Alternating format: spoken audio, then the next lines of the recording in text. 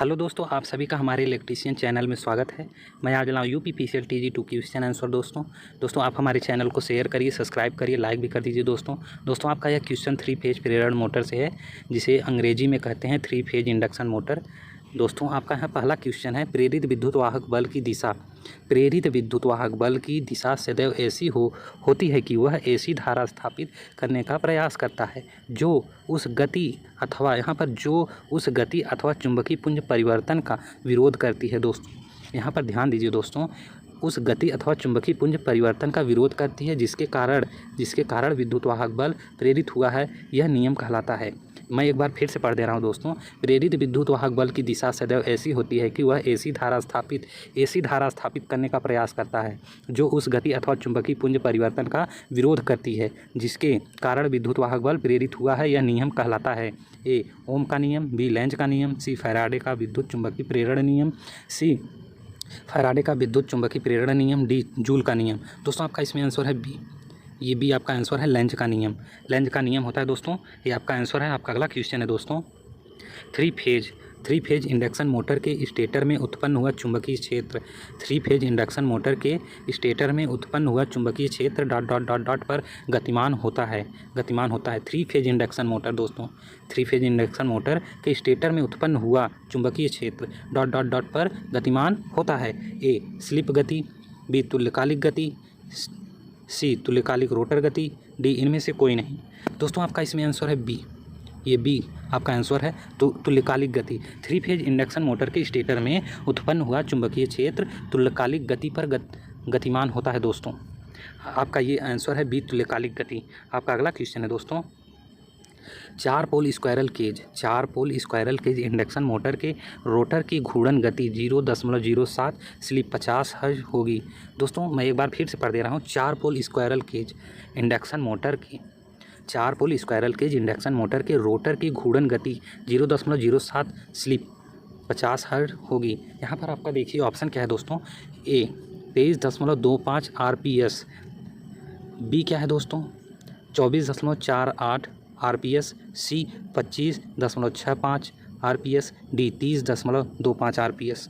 दोस्तों आपका इसमें आंसर है ए आपका आंसर है 23.25 RPS। दोस्तों ये घूर्णन गति है, जो RPS होता है, RPM होता है, RPS होता है, ये घूर्णन गति होता है RPS। दोस्तों आपका अगला क्वेश्चन है, संलग्न चित्र में एक 3 फेज मोटर का गति टार्क वक्र दर्शाया गया है। मोटर का प्रारंभिक टार्क है। दोस्तों यहाँ पर ध्यान दीजिए, इस फिगर में टार्क यहाँ पर दिया है, स्पीड भी दिया है। यहाँ पर इस फिगर में देखिए दोस्तों, टार्क स्पीड सब दिया है इसमें, और 1 2 3 4 करके यहाँ पर दिया है जो है 3 फेज मोटर की गति टार्क वक्र, ये वक्र दर्शाया गया है यहाँ पर। दोस्तों ये वक्र दर्शाया गया है। मोटर का प्रारंभिक टार्क पूछ रहा है, प्रारंभिक टार्क पूछ रहा है इस मोटर जो है दोस्तों, मोटर का प्रारंभिक टार्क पूछ रहा है। ऑप्शन देखिए 1, बी 2, सी 3, डी 4। इसमें आपका आंसर है दोस्तों ए। ये आपका ए आंसर है 1।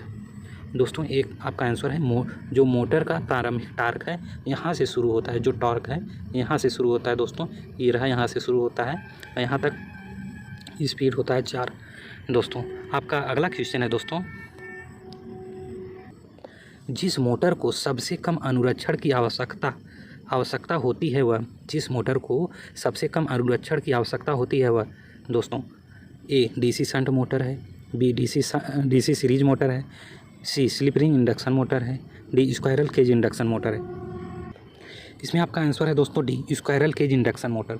जिस मोटर को सबसे कम अनुरक्षण की आवश्यकता होती है वह स्क्वायरल केज इंडक्शन मोटर होता है। दोस्तों आपका अगला क्वेश्चन है, कॉन्ट्रैक्टर डॉट के द्वारा प्रचालित होता है। दोस्तों कॉन्ट्रैक्टर डॉट के द्वारा प्रचालित होता है। ए योक, बी चुंबकीय कुंडली, सी स्विचिंग संयोजक, डी आर्मेचर। दोस्तों आपका इसमें आंसर है बी चुंबकीय कुंडली। कॉन्ट्रैक्टर चुंबकीय कुंडली के द्वारा प्रचालित होता है। दोस्तों आप इसे ध्यान में रखिए, चुंबकीय कुंडली के द्वारा प्रचालित होता है। दोस्तों ये सब सारे एग्जाम में क्वेश्चन पूछे जाने वाले हैं, आप इसे याद कर लें। आपका अगला क्वेश्चन है दोस्तों, यदि कोई थ्री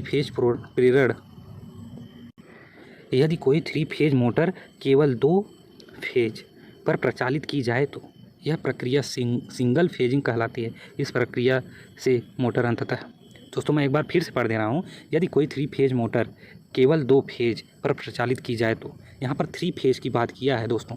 यदि कोई 3 फेज मोटर केवल 2 फेज पर प्रचालित की जाए, 3 फेज मोटर है और 2 फेज पर चलाया जाए प्रचलित की जाए तो यह प्रक्रिया सिंगल फेजिंग कहलाती है। दोस्तों आपका यह एक क्वेश्चन बन गया, जो 3 फेज मोटर हो गया और 2 फेज प्रचालित की जाए तो यह प्रक्रिया क्या है, सिंगल फेजिंग। ये सिंगल फेजिंग कहलाएगी दोस्तों, यहाँ पर सिंगल फेजिंग कहलाती है। यहाँ पर 2 फेज जो चलाएंगे तो ये सिंगल फेजिंग कहलाने लगेगा दोस्तों।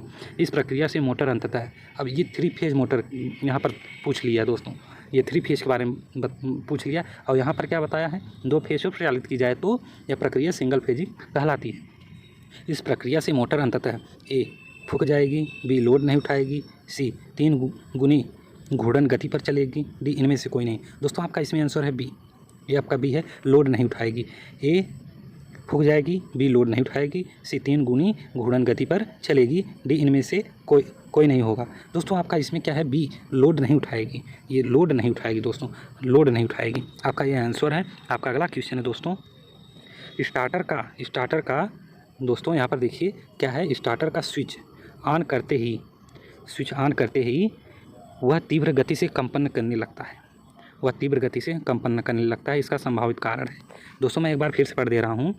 स्टार्टर का स्विच ऑन करते ही वह तीव्र गति से कंपन करने लगता है, इसका संभावित कारण क्या है, यही पूछ रहा है। इसका संभावित कारण है क्या है, ए उच्च वोल्टता, बी आर्मेचर व योक के बीच धूल उपस्थित होना तथा उच्च वोल्टता, सी निम्न वोल्टता तथा सिंगल फेजिंग, डी आर्मेचर व योक के बीच धूल उपस्थित होना तथा निम्न वोल्टता। दोस्तों आपका इसमें आंसर है डी आपका ये आंसर है दोस्तों। इसमें क्या क्या हो रहा है दोस्तों, डी में देखिए आर्मेचर व योक के बीच धूल उपस्थित होना और तथा इसमें निम्न वोल्टता है, स्टार्टर का स्विच ऑन करते ही वह तीव्र गति से कंपन करने लगता है, इसका संभावित कारण है आर्मेचर व योक के बीच धूल उपस्थित होना तथा निम्न वोल्टता होने के कारण ये सब दोस्तों, ये जो स्टार्टर है दोस्तों ये तीव्र गति से कंपन करने लगेगा दोस्तों। आपका ये आंसर डी है, आर्मेचर व योक के बीच धूल उपस्थित होना तथा निम्न वोल्टता। आपका अगला क्वेश्चन है दोस्तों, कम क्षमता वाली इंडक्शन मोटर के लिए प्रयोग किया जाता है। कम क्षमता वाली इंडक्शन मोटर के लिए प्रयोग किया जाता है। A auto transformer starter, B starter delta starter, C step down transformer starter, D DOL starter. दोस्तों आपका इसमें आंसर है डी DOL स्टार्टर। कम क्षमता वाली इंडक्शन मोटर के लिए प्रयोग किया जाता है, DOL स्टार्टर कम क्षमता वाली इंडक्शन मोटर में प्रयोग किया जाता है दोस्तों। आपका अगला क्वेश्चन है, कॉन्ट्रैक्टर के मुख्य संयोजकों की तुलना में सहायक संयोजक वहन करते हैं। कॉन्ट्रैक्टर के मुख्य संयोजक की तुलना में सहायक संयोजक वहन करते हैं। ए उच्च भार, बी निम्न वोल्टता, सी निम्न धारा, डी अतिरिक्त शक्ति। दोस्तों आपका इसमें आंसर है सी, ये सी आपका आंसर है दोस्तों, निम्न धारा। कॉन्ट्रैक्टर के मुख्य संयोजक की तुलना में सहायक संयोजक वहन करते हैं निम्न धारा। दोस्तों आप हमारे चैनल को शेयर करिए, सब्सक्राइब करिए, लाइक भी कर दीजिए दोस्तों। मैं ऐसे क्वेश्चन लाता रहूँगा जो एग्जाम में पूछे जाने वाले हैं दोस्तों। धन्यवाद।